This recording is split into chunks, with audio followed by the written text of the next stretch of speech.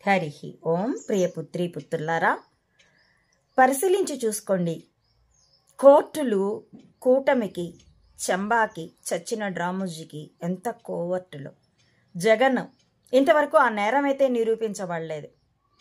బయటకు వచ్చి కూడాను 10 ఏళ్ళు దాటినట్టుంది. 2013లో బయటకు వచ్చినట్టున్నాడు. 16 నెలల జైలు తర్వాత 2014లో పోటీ చేసి ఓడిపోయాడు. 2019లో పోటీ చేసి గెలిచాడు.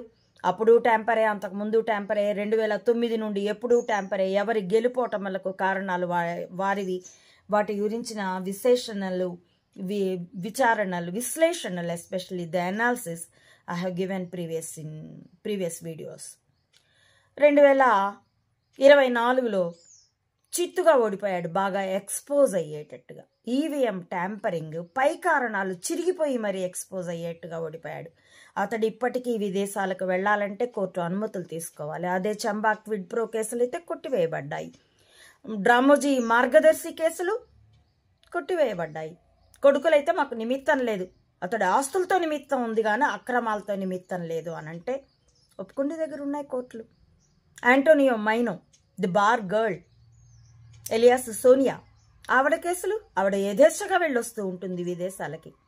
కోర్టుకి చెప్పే వెళ్తుందో చెప్పకుండా వెళ్తుందో. ఆమె కొడుకు పప్పు రాహుల్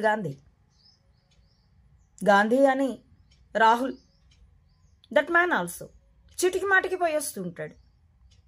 అతడి మీద కొన్ని కేసులు ఉన్నాయి. అతడు బెయిల్ మీదే ఉన్నాడు. కోర్టు అనుమతి తీసుకుంటున్నాడో లేదో ఎవరికి తెలియదు. చిదంబరం ఇలాంటి శతకోట మంది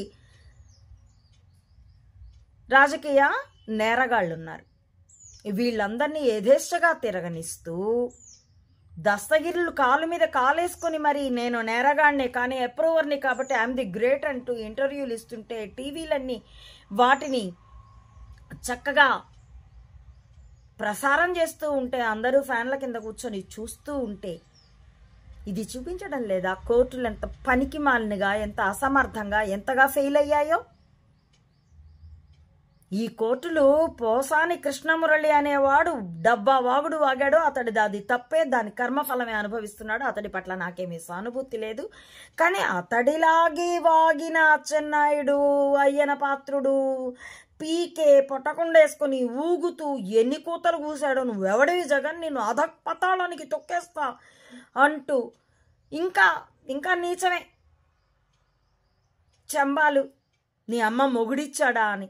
ఇక చంబాకు అతడి బూతులకైతే, అతడి రెడ్ బుక్కైతే అంతే లేదు ప్రస్తుతం కాలం నడిపిస్తోన్నది గనుక. మరి వీళ్ళందరికీ ఎవరికి